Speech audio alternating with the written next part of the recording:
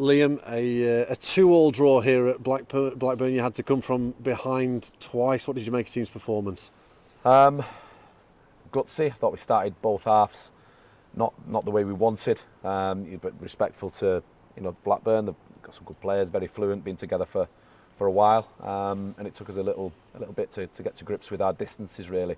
As I just said in a previous interview, I don't think there'll be a team in the country who've used the least players that we have, and fair credit to the players. They've had to go again over this Christmas period and turn out performances. And although I was probably critical at half time, I thought we finished the second half probably the strongest out of the two. It must frustrate you though that 2 soft goals at the start of 2 halves today, and you could have been looking at 3 points. Yeah, listen, there'll always be tactical and technical issues within that. The team's still growing and evolving in the way that with the bodies that we've got. We know we need help within that, with numbers, etc. But the challenges that they've faced in every 72 hours over the Christmas period, it's got to be commendable. And of course we can avoid every goal, but we'll certainly work on more on the training ground, collectively and individually. But like I said, I thought we took control large parts of the second half, and we could have possibly gone on to win.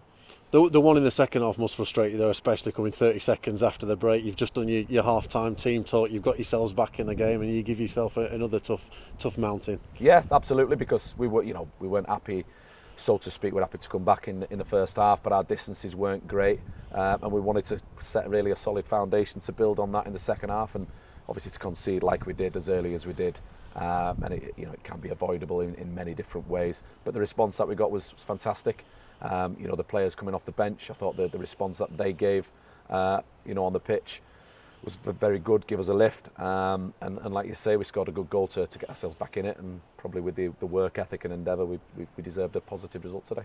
Yeah, well, we'll talk about your 2 goal scorers, because 2 good headed goals. Sean Morrison in the first half pulled off a double block, and then down the other end gets the header. I thought he was great today. Yeah, again commendable. He's one of many you could single out. He's probably he is the only fit centre half at the club, and he's rolled himself out there.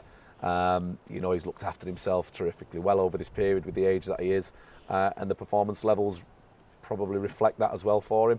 And the lads at the side of him have probably learnt a lot from that.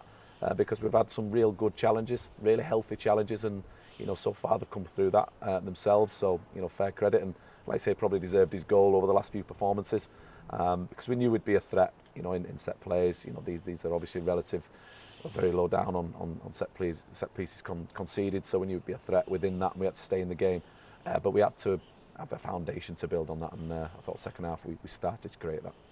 You gave Tom Eaves his first league start of the season. He rewards you with an excellent header. Just a word on why you gave him in the start and what you saw from him today. Again, just a rotation in the team. Been training terrifically well. And again, I thought he worked hard enough to score that goal. It's a Tom Eaves goal. He's in the right place, right time. Great ball from Revs. Just at the time we were in the ascendancy as well, so it was a great time to score. But yeah, he's part of the squad. He's been training again, like I said.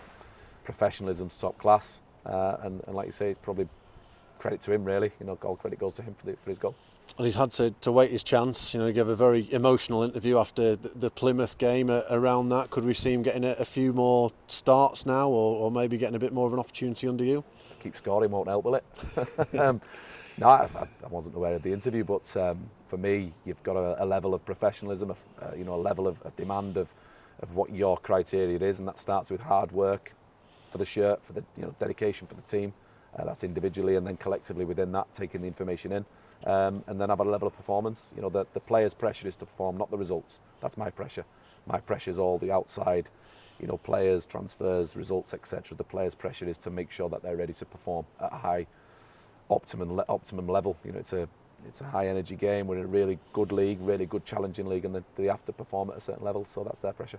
Can easily be forgotten on days like today. Victor Johansson pulled off 3 excellent saves in the first half. Barely a game goes by without him making some wonderful stops, does it? It's his job. Got to make saves. Victor's just been Victor, isn't he?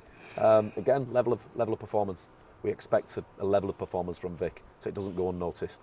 Good goalkeepers, win your points. Good goalkeepers keep the ball out the back of the net, and that's Victor.